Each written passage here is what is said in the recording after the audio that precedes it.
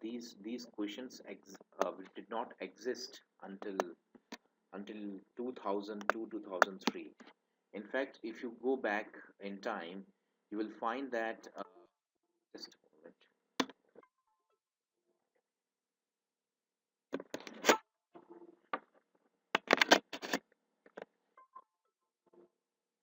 So way back in 2004, for the first time, we had seen questions on summary, and we had roughly two or three questions way back in 2003. In fact, before 2004, uh, these questions did not exist. The summary questions. The summary questions has been on and off the CAT paper, and summary questions might come in. Summary questions might come in your uh, your RCs as well. The question could be which of the following options, which of the following options best summarizes the passage, right? So this is how we get the question, which of the following options best summarizes the passage. But this question will come in RC because in RCs we have long passages. In this kind of individual category, we might have a shorter passage. In RCs, you have a longer passage. So basically, what do you mean by summary, people? Can you define what do you mean by summary?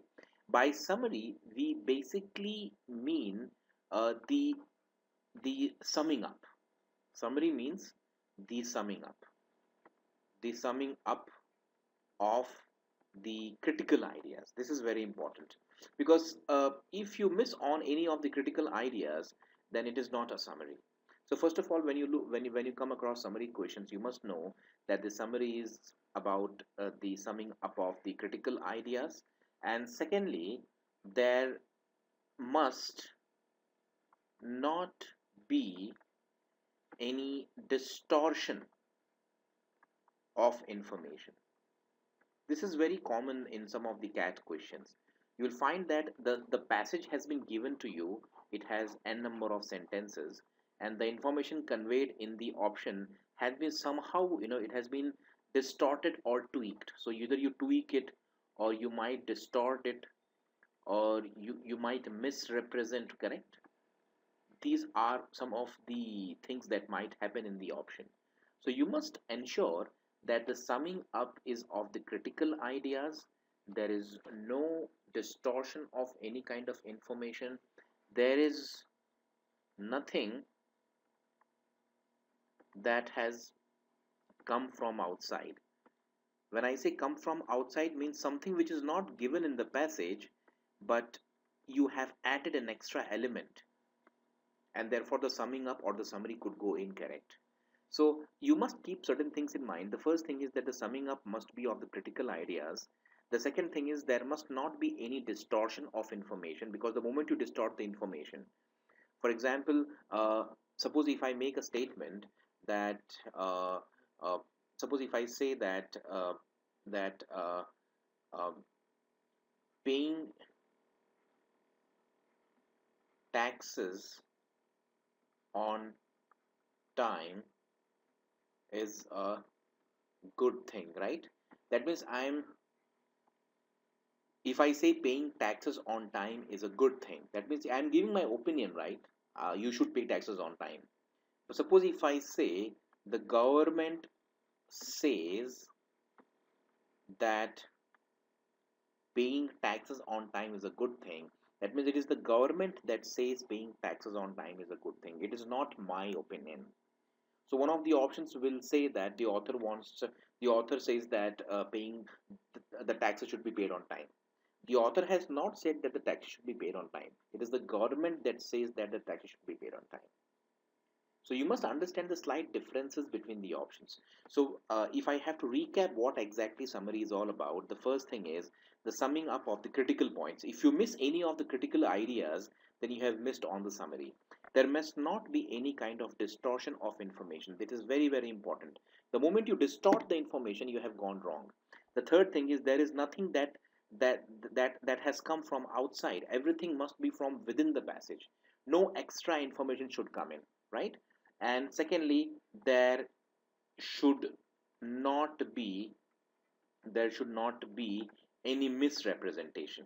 I have already mentioned that, because what is misrepresentation, or I would say, uh, misrepresentation basically means something has been mentioned, but you have interpreted that in the wrong way. That is known as misrepresentation or distortion. So you must keep in mind all these minute things.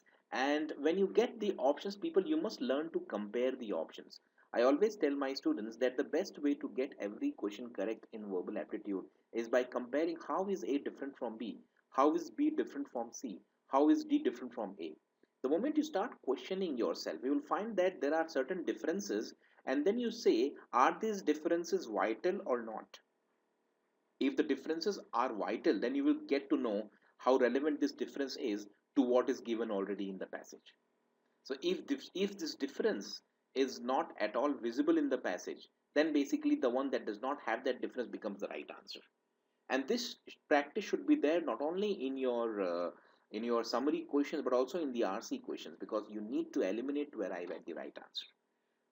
There is not much of theory here. I will go straight to the question here, and going through the questions, we will take the we will basically learn more about the concept. Tough question straight away. It's a very very tough question, and this is the question. Can you all see the question here? So this is the 11th question, and you have to summarize. You have to summarize what the author's main point. And this question alone will teach you so many concepts of summary. You just go through this and tell me what is the right answer. I have deliberately not taken the easy questions at the start. I have taken the toughest question just to teach you something right at the start.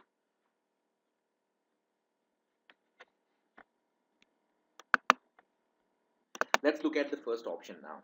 And I will read the text first before I go ahead and tell you what is the right answer. Johnson is on firm ground when he asserts that the early editors of Dickinson's poetry often distorted her intentions. The author says Johnson is on firm ground when he says something. And what he says, what Johnson says, that early editors of Dickinson's poetry often distorted her intentions. Then the author says, yet Johnson's own more faithful text is still guilty of its own forms of distortion. The author says Johnson's own more faithful text is still guilty of its own forms of distortion. And look at the next sentence. To standardize Dickinson's often indecipherable handwritten punctuation by the use of the dash is to render permanent a casual mode of poetic phrasing that Dickinson surely never expected to see in print. It implies that Dickinson chose the dash as her typical mark of punctuation, when in fact she apparently never made any definitive choice at all. What is happening in these lines, people? The lines from to standardize till at all. What is happening here? Can you tell me what is happening from to standardize, this part of the passage, till the very end? What is the author discussing, by the way? This is where you must start thinking about what exactly is going on. The author says Johnson is on firm ground when he asserts that early editors of Dickinson's poetry often distorted her intention. That's good. The author of the passage says that Johnson is on firm ground when he asserts that, right. So to standardize Dickinson's often indecipherable handwritten punctuation. So who is making this mistake, by the way? It is Johnson. Why not the early editors? This mistake could have been made by the early editors as well. But why have you picked Johnson as the one who must have made this mistake? Why not the early editors? Because if you look at the preceding sentence, that is what we do in parajumble and paragraph completion. Yet Johnson's own more faithful text is guilty of its own forms of distortion. So in the immediate preceding line, the writer of the passage says that Johnson's own text is still guilty of its own forms of distortion. And therefore, the succeeding lines must be about Johnson's distortion, not the distortion of the early editors. So what is the focus of the passage, people? Is the focus of the passage the mistakes made by the early editors, or is the focus of the passage the misrepresentation done by Johnson? Just a moment. Tell me, please.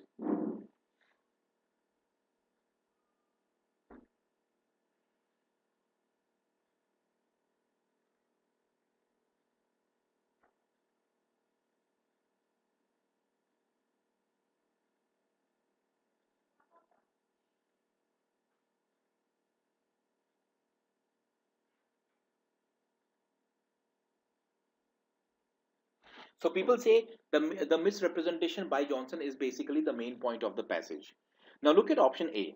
Look at the question. Which of the following best summarizes what the author's main point? What is the author's main point? The mistake made by Johnson, right? Isn't this the author's main point, people? The mistake made by Johnson is the author's main point, right? So look at A now. Although Johnson is right in criticizing Dickinson's early editors for their distortion of her work, his own text is guilty of equally serious distortions. How can you say that it is equally serious? The writer says Johnson's own made more faithful text is still guilty of its own forms. Are these own forms equally serious? That means basically the distortions of Johnson and the early editors are almost the same in gravity. Can you say they are equally serious? Do we have enough evidence? Can I say this is misrepresentation? Can we kick out option A? Nowhere in the passage has the author mentioned that the early editor's distortions and the distortions of Johnson are equally serious. He says its own form. Now we don't know whether its own form is just the same as the forms of distortions made by the early editors. So how can you say A is the right choice? A is a very, very close option. I do agree with that. But it is basically missed by because we don't know whether it is equally serious or not. People, are you clear why A goes out? Everyone is done with this, people. So this is a tough question. As I told you right at the start of the discussion, I told you very clearly that what happens in summary questions usually is misrepresentation and distortion of the information.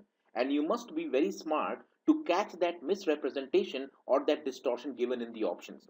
The moment you catch that, you have got the question correct. So don't just go by the words. You also look at, are the words conveying the same kind of information that the author in the passage is trying to convey, and then you will come across the right answer very quickly without much effort. Now look at B. Johnson's use of the dash, of course, because if you look at the main point, then it is a Johnson's use of something, right? Misleads readers, right, about the poet's intentions.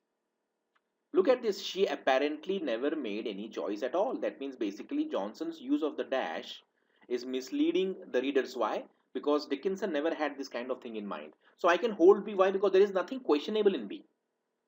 Are you getting my point, people? There is nothing questionable, so I will hold B for a while.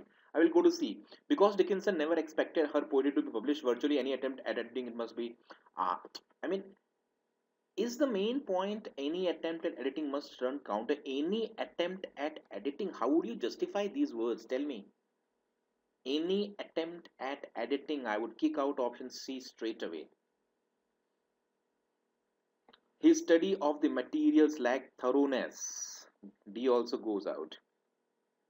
Dickinson's editors, including Johnson, have failed to deal adequately with the problem of deciphering Dickinson's hand. What is the focus of statement E, people? What is the focus of statement E? Can anyone tell me? The focus of statement E is Dickinson's editors.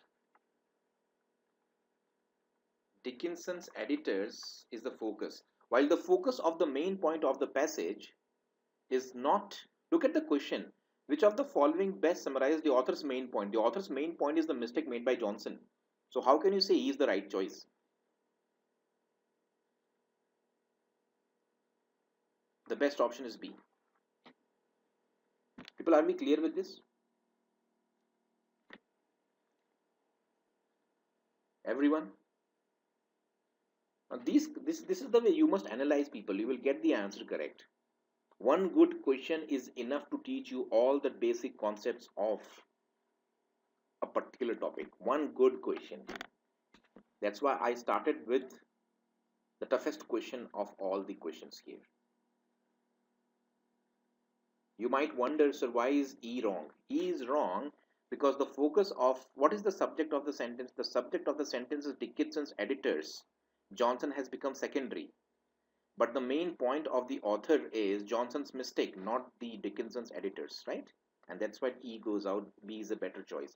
Because in B, the main focus is Johnson's use of the dash, which is basically what has been said here. To standardize Dickinson's often indecipherable handwritten punctuation by the use of the dash is to render permanent a casual mode of poetic phrasing that Dickinson surely never expected to see in print. That means basically, Dickinson has casually used something like this, and Johnson has interpreted it as a dash. But this dash Dickinson never had in her mind, and Johnson had taken it very seriously. This is what the passage says. Are we clear? Everyone is clear with this, people? Shall I go to the next question now?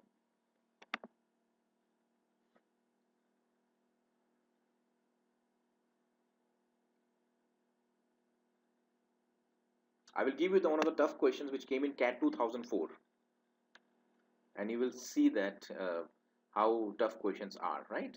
This came way back when my seniors wrote the exam. I don't know, there's a huge gap. Can you move the page, people? Take the fourth one. Take the fourth one. I will come back in 2 minutes. Take your time and then mark the answer. It's again a very, very good question. I will read the passage again, right? And this is again a classic case of how we tend to misrepresent, distort information. Modern bourgeois society, said Nietzsche, was decadent and enfeebled. A victim, a victim of the excessive development of the rational faculties at the expense of will and instinct, right? So, modern bourgeois society, said Nietzsche, was decadent and enfeebled. A victim of what? Excessive development of the rational faculties. Against the liberal rationalist stress on the intellect, Nietzsche urged recognition of the dark, mysterious world of instinctual desires, the true forces of life. Smother, what do you mean by smother, people? Smother basically means to kill, to suffocate, to stifle, right? To smother the will with excessive intellectualizing, and you destroy the spontaneity that sparks cultural creativity and ignites a zest for living. The critical and theoretical outlook destroys the creative instincts. For man's manifold potential to be realized, he must forego relying on the intellect and nurture again the instinctual roots of human existence, right? What do you think? What do you think Nietzsche is against? What do you think he is against? Nietzsche is for what, right? And against what? Can you please tell me?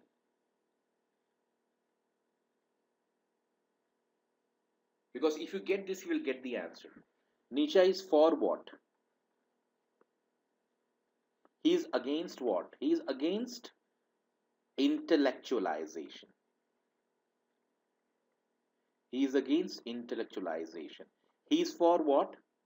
Instinct. Right? Nurture what? The instinctual roots of human existence. So he says you nurture the instinct rather than intellectualize too much. Correct? Everyone is clear with this? So let's look at the options now. Can you say that Nietzsche urges the decadent and feeble society to smother the will? I mean, is he urging the society to smother the will with excessive intellectualizing? In fact, he is against intellectualizing. So how can you mark B, people? B goes out. The sentence given here is a caution. If you smother the will, you destroy the spontaneity. This is what he wants to say basically. So B has gone. Everyone's clear with this why B goes out? Nietzsche criticizes the intellectuals. Now, are the intellectuals and intellectualization one and the same thing? When I say I am criticizing intellectualization, I have one thing in mind. And when I am criticizing the intellectuals, I have a different thing in mind. See, when you criticize politics, you have one thing in mind. And when you criticize politicians, you have a different thing in mind. I hope you are following me, people. So it's quite possible that the author in the passage is criticizing the it's criticizing politics, and you have interpreted as politicians. I may criticize, let's say, science. That doesn't mean I have hatred for the scientists. Are you getting my point, people? So again, what you have is basically misrepresentation. You might infer this, but definitely this is not a part of the summary. Why? Because when you summarize something, you stick to what is given, not what is implied or suggested. So can I say C also goes out? Now compare A and B and tell me which is a better option amongst the given two, A and D, sorry. A says Nietzsche urges the decadent and enfeebled society to forego the intellect and give importance to creative instincts. Nietzsche blames excessive intellectualization for the decline of modern society, right? And suggests nurturing of creative instincts. What is the difference between the two people? Are they the same thing? Nietzsche urges someone to forego intellect and give importance to creative instincts. And here it says Nietzsche blames. Now, what is happening in the paragraph, people? There are two things happening in the paragraph. The first thing is the blaming, and the second thing is basically the suggestion. So, Nietzsche first blames. Whom is he blaming? He is blaming basically intellectualization. And then he suggests that you must nurture the creative instincts to basically realize your potential. So the blaming has been done in D, and also what Nietzsche has suggested, right? But in A, the urging is happening, the suggestion is there, but the blame game is not there. And if you look at the paragraph, the blaming has been done in the first part, and the suggestion has been given in the second part, right? So can I say that D is a better choice? Why? Because the idea of blaming is present in the passage. If you scroll the passage up, you will find that the idea of blaming is categorically visible. Modern bourgeois society was decadent, right? Against the liberal rationalist stress on the intellect, Nietzsche urged recognition of the dark mysterious. Smother the will with excessive intellectualizing and you destroy the spontaneity that sparks culture. What is this, people? Isn't it blaming intellectualization?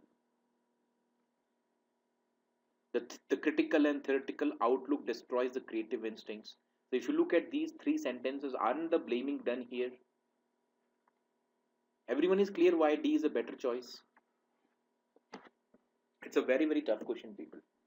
But this is the minuteness to which we must all go to understand how summary question, because these are all CAT questions. This came in CAT 2004. If you look at the CAT 04 paper, you will find this question.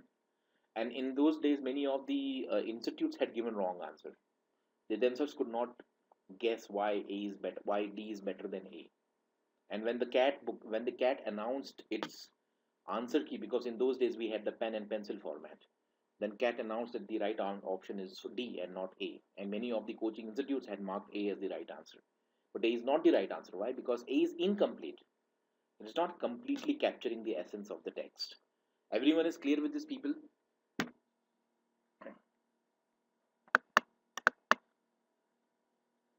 Now you will find that most of the other questions are easy. I mean, not that difficult. I want you to take the first, second, and third question back to back.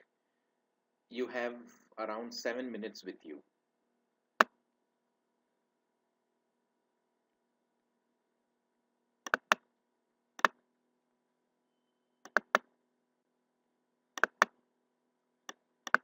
Okay, people. So shall we go ahead? What is the answer to the first question? Anyone?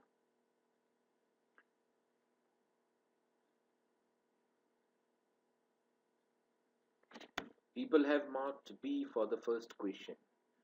The first question says the discomfort. So let's read the paragraph here. It says you seemed at first to take no notice of your school fellows, or rather to set yourself against them because they were strangers to you. You seemed at first to take no notice of your school fellows because they were strangers to you. They knew as little of you as you did of them. This would have been the reason for their keeping aloof from you as well, which you would have felt as a hardship. Learn never to conceive a prejudice against others because you know nothing of them. It is bad reasoning and makes enemies of half the world. Do not think ill of them till they behave ill to you, and then strive to avoid the faults which you see in them. This will disarm their hostility sooner than pique or resentment or complaint. Right? So let's look at the options now. Uh, D says you encountered hardship among your school fellows because you did not know them well. So this part is very much correct. You should learn not to not make enemies because of your prejudices unless they behave badly with you. Okay, nothing wrong here. You should learn to not make enemies because of your prejudices unless they behave badly with you. So it is given here, right? Do not think ill of them till they behave ill to you. Okay, so we can hold on D, nothing wrong with D. You encountered hardship amongst your school fellows because you did not know them well. You should learn to not make enemies because of your prejudices, irrespective of their behaviors towards you. Even this looks good, right? There is no difference between C and D. I think they both look equally good. The discomfort you felt with your school fellows was because both sides knew little of each other. Avoid prejudice and negative thoughts till you encounter bad behavior from others, and then win them over. Now, this is basically what we call as the extra element, right? Is it given in the passage anywhere that win them over by shunning the faults you have observed? It is given, right? Do not think ill of them till they behave ill to you, and then strive to avoid the faults which you see in them. This will disarm. What do you mean by disarming someone? Disarming someone is winning someone.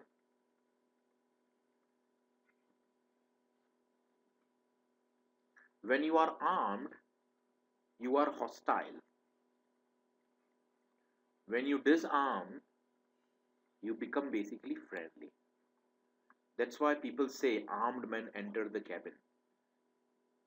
Are you getting my point, people? So that means what is given in B is basically not a wrong thing, correct? And this thing is there in the back. In fact, this idea is important because it completes the passage on the right note. So can I say C and D will go out because B is a better choice? Yes? People, please tell me.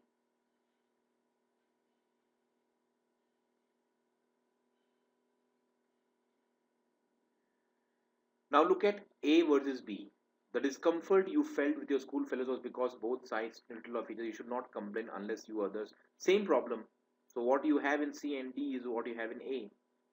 That means basically B is the best choice and the right answer. Are we clear about this, people? Everyone? Shall I go to the next question now? I will discuss the next one.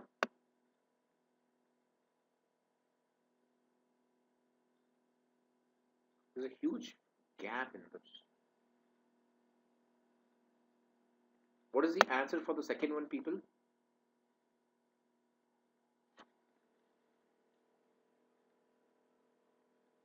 People have marked A for the second one. Food eaten by people in different regions of the world depends on the climate and the produce of the region, right? And where is it? How can this be obtained from the passage? The human race is spread all over the world, from the polar regions to the tropics. The people of whom it is made up eat different kinds of food, partly according to the climate in which they live, and partly according to the kind of food which their country produces.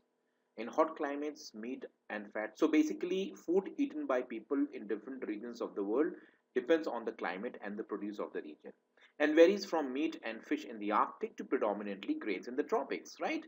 So this is very much a very good choice because there is nothing extra.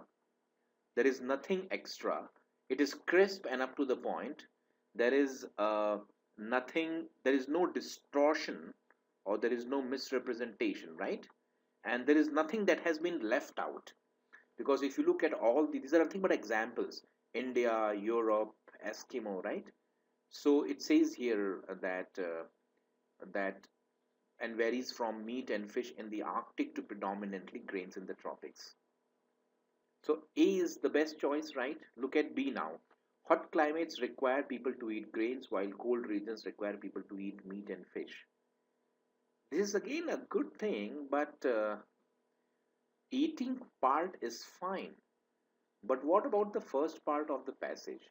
That people eat depending on the climate and what the country produces. Produce of the region is mentioned here, right? The climate is mentioned here. Here the produce and the climate word has not even come. B goes out. Same is the problem with C, right? Let's go to the next option. It says here, the next option says here, while people in the Arctic regions like, I mean, do they like meat, fish? Is like the right word here, people? Eating doesn't mean liking. It's quite possible that the people in the Arctic region might like the food eaten by the people in the tropics. But the fact that they are eating doesn't mean they're liking it. It's a misrepresentation. So D goes out.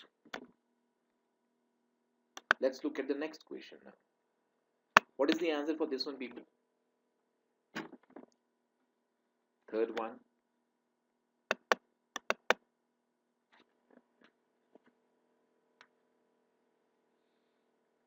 Third question says, and I will read this question for you. What have you marked? People have marked A. People have marked A for the third question. Although almost all climate scientists agree that the Earth is gradually warming, they have long been of two minds about the process of rapid climate shifts within larger periods of change. Some have speculated that the process works like a giant oven or freezer, warming or cooling the whole planet at the same time. Others think that shifts occur on opposite schedules in the northern and southern hemispheres, like exaggerated seasons. Okay, so this is basically the opinions about why the climate change is happening. Recent research in Germany examining climate patterns in the southern hemisphere at the end of the last ice age strengthens the idea that warming and cooling occurs at alternate times in the hemispheres. A more definitive answer to this debate will allow scientists to better predict when and how quickly the next climate shift will happen. Okay, statement A and statement B, they almost look the same, right? Is there any difference, people, between A and B?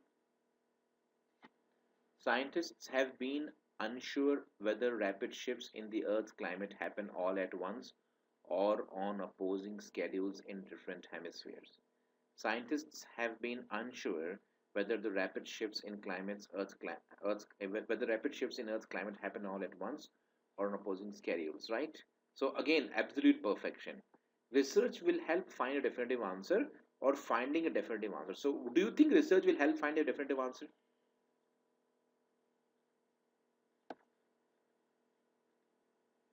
To what an extent this is relevant to what is given in the passage?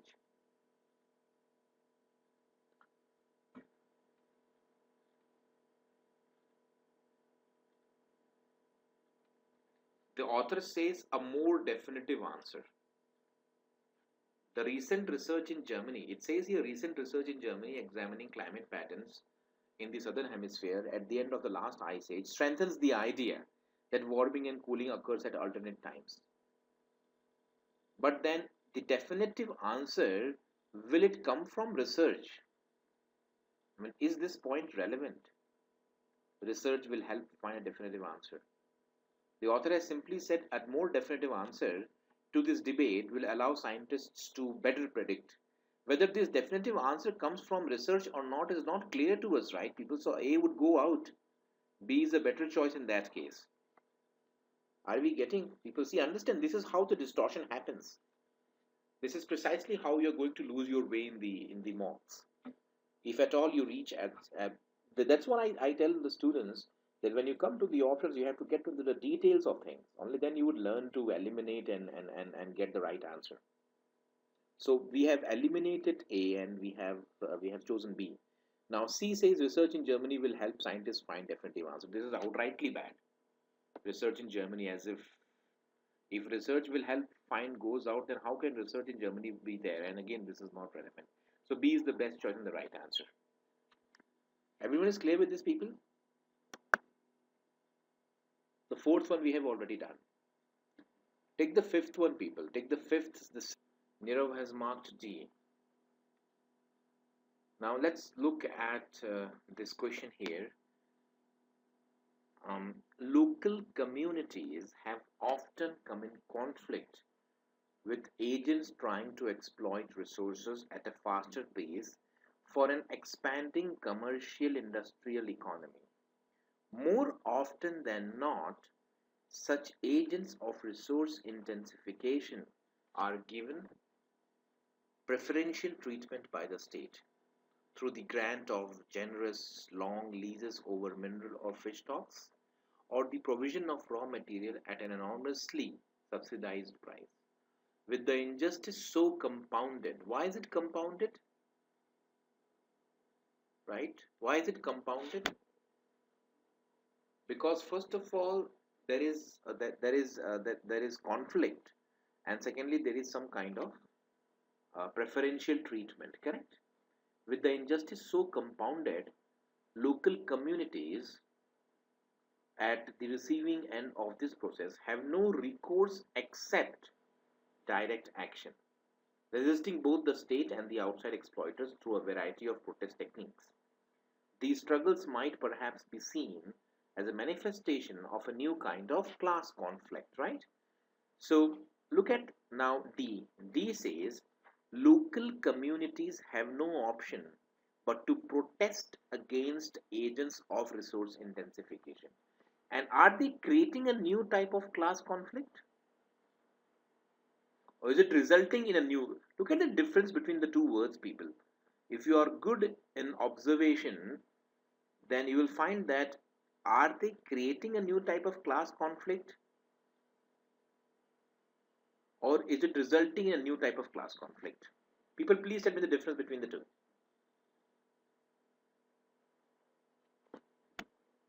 What do you mean by creating something and something is resulting from something? When you say creating, it is deliberate. That means basically you're deliberately trying to do something. So when I say you are creating problem, that means you are actually playing a role in creating some problem. When you say a problem results from something, that means basically though the intention is not to create problems, the situational, this is basically more situational. Are you getting my point, people? And it says here these struggles might be seen, resisting both through a variety of protest techniques, right? These struggles might perhaps be seen as a manifestation of a new kind of class conflict. It is not getting created, but it is a resulting one, right? So can I say D goes out, people? Now look at A and B. A says a new kind of class conflict arises from preferential treatment given to agents. That is fine. But what about the first part of the passage? Option A is not capturing the first part of the passage. Preferential treatment given by the state to the agents of resource intensification for an expanding commercial industry exacerbates. Why exacerbates? It worsens. It worsens what? The injustice to local communities and leads to direct protests. And how is it exacerbating? It is given here, right? With the injustice so compounded. How is it getting compounded? Because of the preferential treatment. And therefore C is better than A. Now look at B. The grant of long leases to agents of resource intensification for an expanding commercial industry leads to that is fine. But where is the class conflict stuff? B is incomplete. C is the better choice and the right answer. Everyone is clear with these people how we are arriving at the answer? What you must replicate here in this case is basically copying or rather emulating the process of arriving at the right answer. You must learn the way I am eliminating the options and arriving at the right answer. A similar exercise must be done by you when you're writing your mocks. People, let's go to the next one now. People have marked B. Let's have a look now. It says here, some decisions will be fairly obvious no-brainers. Your bank account is low, but you have a 2 week vacation coming up and you want to get away to some place warm to relax with your family. Will you accept your in law's offer of free use of their Florida beachfront condo? Sure. You like your employer and feel ready to move forward in your career. Will you step in for your boss for 3 weeks while she attends a professional development course? Of course. Right? So, A says some decisions are obvious under certain circumstances. You may, for example, readily accept a relative's offer for free holiday accommodation or step in for your boss when she's away. So it sounds good, right? Some decisions are no-brainers. You need not think when making them. Examples are condo offers from in-laws. Is the boss offering you job offers from boss when your bank account is low? The boss is not offering you job when your bank account is low. The boss is basically asking you to step in for a while. Stepping in basically means replacing for a while. The boss is not offering job, people. B goes out. Are we clear about it? Some of you have marked option B as the right answer. How can option B be the right answer? B cannot be the right answer because B says that, job offers from bosses when your bank account is low. Now that is ridiculous. The boss is not offering you job when your bank account is low. The boss is asking you to step in when he's away for a short while. And look at C now. Easy decisions are called no-brainers because such examples of such as accepting free holiday condition abound in our lives. Whose lives and how many? I mean, as if you say that these are abounding. Where is the abound in our lives mentioned here? C goes out. Are there only two no-brainers? Accepting an offer from in-laws when you are short on funds and want a holiday is a no-brainer. Another no-brainer is this, as if there are only two no-brainers and there are no other no-brainers in the world. I mean, this is what you mean to say. Another no-brainer is taking this. Accepting offer is one more no-brainer. These are just examples. People understand this. If you look at this example, these are just random examples the author has cited. The key point is this, right? This is the main idea here, and this main idea has not even been mentioned in option D. Option D tells us as if there are two kinds of no-brainers. One is accepting an offer from in-laws, and the second is bosses taking the boss's job when she's away. But the point is that there are certain decisions in which you did not think, and this is what A says. Some decisions are obvious under certain circumstances, right? This is what is missing entirely in option D. D goes. It's a funny option, people. This is a question which you must get right. Are you getting my point, people? A is the best choice and the right answer. Let's go to the next part now. You have the seventh question. Take the seventh, eighth, ninth, and 10th. The last four questions. 6, 7, 8, 9, 10. Finish all the four and we will discuss all the four in one go. 7, 8, 9, and 10. We have finished already the 11th one. We'll quickly finish it. 7, 8, 9, 10. You have less than 10 minutes. Okay, people, yes. Anyone with the answers? Let's discuss the seventh question quickly. What is the answer to the seventh question? Anyone? All these are CAT questions. They all have come in previous year CAT papers. People have marked D.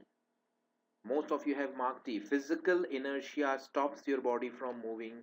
Mental inertia freezes your energy and stops your mind from responding meaningfully, even tragedies in front of you. Quite straightforward. Looks a good choice, right? Nothing extra. Inertia is of two types. Now the author said physically inertia is this. Just a moment, people.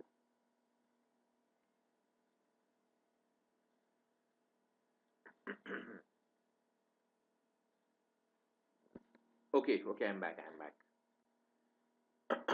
The author says, everyone can hear me, right, people? The author says inertia is of two types. Now, is it necessarily of two types? Can't there be the third type? It's quite possible that the author has mentioned only the what it means physically and what it means mentally, but there could be 100 different types of inertia. Nowhere it is mentioned it is of two types. This is something which is a misrepresentation. Can I kick out option C, people? Yes.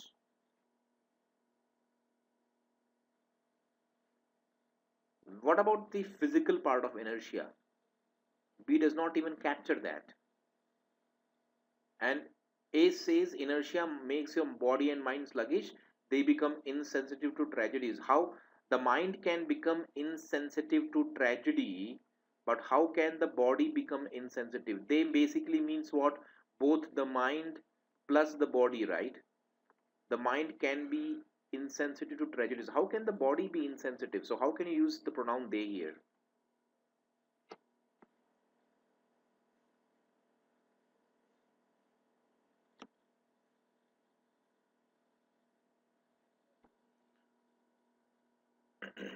Here with this, A is not the right choice. D is the best choice, right? Everyone is good with this, people? Shall I go to the next question? These four. Now you should get the answers correct because now we are revising the same concept again and again. So as you move, as you progress, we should get the right answer. If you're planning to buy a van after being used to sedans, borrow a van. Then you may realize that parking in a van is difficult, while it is easier for you. I mean, what about this point? Try before you buy. This must be mentioned, right? You directly come on to planning to buy a van after being used, borrow a van. Then you may realize that at parking a van. I mean, is it specifically about vans? No, it is not about vans. It is basically about trying before buying something. And van is just an example of that. So can I eliminate A? B says before choosing an alternative, experience its consequences if feasible. For example, now this is a better way of putting the idea, right?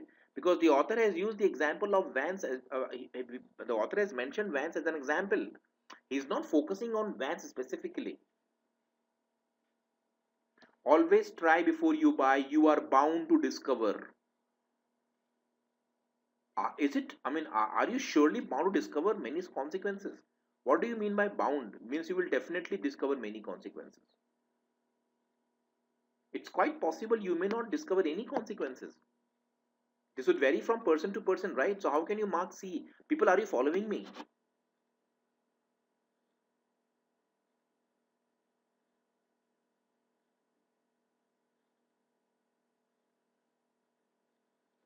Has it been mentioned we urge you to try products such as vans? Has it been mentioned that you must try products such as vans? B is the best choice. Before choosing an alternative, try to experience its consequences. Try before you buy. We use this memorable saying to urge you to experience the consequences of an alternative before you choose it. Whenever this is feasible. That's why always try is not possible. Why? Because the author has mentioned whenever it is feasible. So how can you say always? See, anyways has gone out. Everyone is ready with B? Yes, people?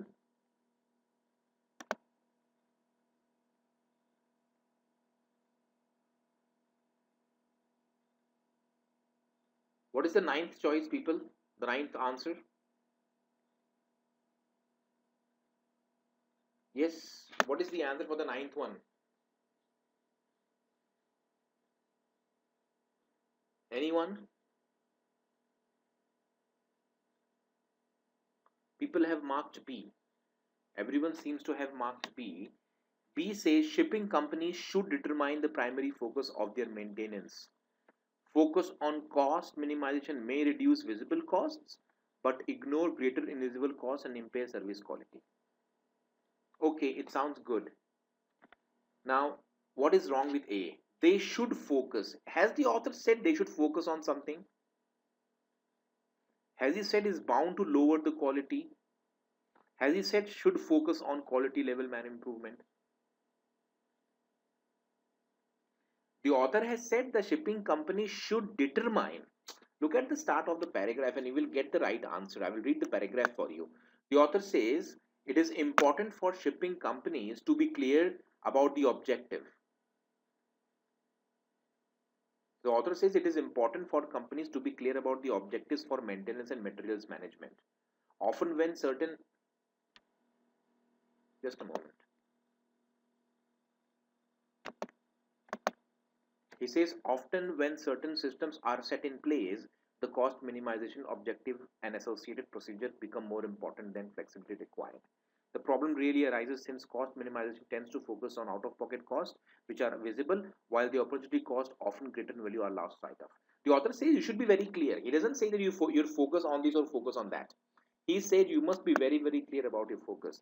And that is what happens in statement B. Shipping companies should determine the primary focus. Focus on cost minimization may do this, but ignore greater visible cost and impair service quality. Here you say any cost minimization program is bound to lower. This is misrepresentation. C goes out. The author has nowhere said that shipping companies should focus on quality level improvement. He said that if you do this, you will do that, and you might miss on that. And again, they should focus. So all these are misrepresentations. Everyone has marked B, it seems, and this is a good job that you have done. Okay, people, now we are entering into the last phase, the last question of the day, because I thought that I would take the FIJ as well, but what is your answer, people? The Shweta Chhatra or the white umbrella was a symbol of sovereign political authority. The ruler so inaugurated was regarded not as a temporal autocrat, but as the instrument of protective and sheltering firmament. The white umbrella symbol is of great antiquity. As such, the umbrella is found, although not necessarily a white one, over the head of Lord Ram, the Mohammedan Sultans, and Chhatrapati Shivaji Maharaj. So, the placing of the umbrella was a common practice. It is not common practice, people. And what about the other things, the sovereign political authority and then, protective sheltering? You must mention these things. It is too crisp to be the summary of the passage. And is it the umbrella which was the symbol of sovereign political authority, or the person on whom the umbrella was placed? I mean, you mean to say the umbrella was symbol of sovereign authority, or basically the ruler so inaugurated was regarded as protective sheltering firmament of supreme law. So the ruler on whose head the umbrella was placed was a symbol of sovereign authority. So again, C is misrepresentation. The varied use of the umbrella symbolized the common basis of non-theocratic nature of Indian states in the Indian tradition. Why the varied use? Because sometimes it was the white umbrella, sometimes it was the umbrella without being a white one, and what it's shown was basically the non-theocratic nature of the states of Indian tradition.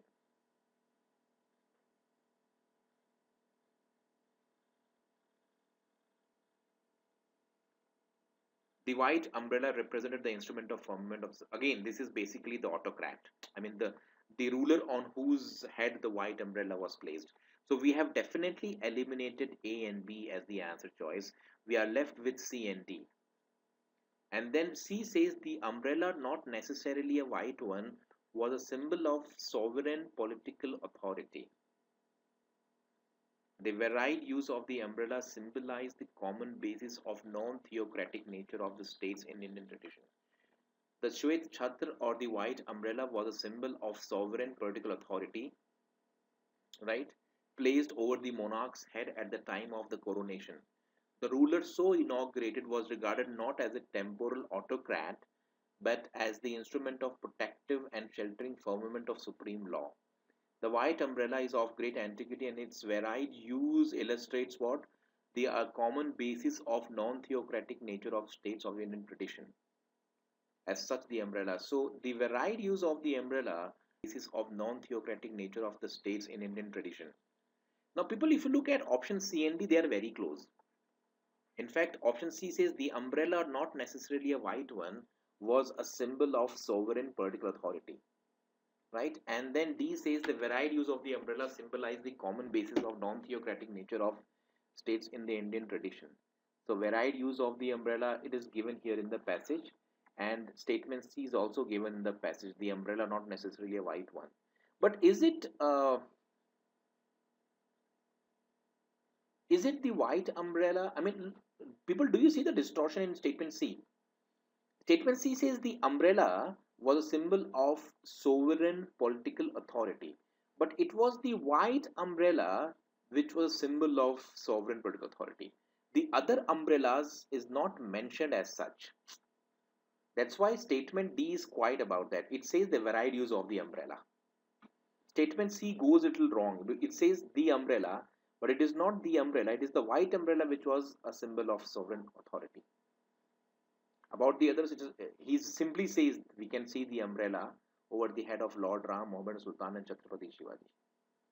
So we don't know whether generally the umbrella was a symbol of authority or not. Did you get this, people? D is the right choice.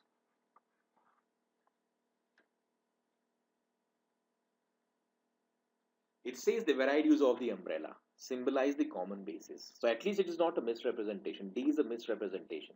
The author has said the white umbrella was symbol.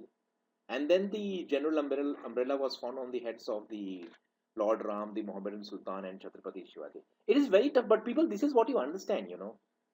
I mean, it's a difficult question, and in that split second, you might miss on the. But you must have learned lots of, because all these are CAT questions. They all have come in previous year CAT papers.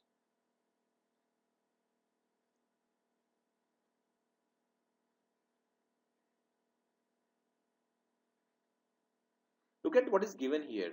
The white umbrella is a symbol of great antiquity, and its varied use illustrates the ultimate this. As such, the umbrella is found, although not necessarily a white one. So he says, that the white umbrella symbol is of great antiquity, and its varied use illustrates the ultimate common basis of non-theocratic nature. And then he says, as such, the umbrella, not necessarily a white one, is found over the head of Lord Ram, the Mohammedan Sultan said. So basically, he says that as such, the umbrella is found, but it is not necessarily a white one. And that's why it says the varied use of the umbrella symbolize the common basis. Now, in this varied use of the umbrella, you have the white umbrella as well as the non-white umbrellas. And that is how it basically, it says the varied use of the umbrella. Now, whether the umbrella is a white one or a non-white one, it is not very clear to us. So when I say umbrella, the white becomes a part of it. But when I say the white umbrella, you know, then we have difficulty. It is categorically mentioned that the white umbrella was symbol of authority. But what C says is basically the umbrella was symbol of authority. So D at least is basically, keeping that within everything. He said the varieties of the umbrella. Whether it was a white one or a non-white one, it's a different thing. Are we clear why D is better than C? Hari, this is for you. I think you had asked this question.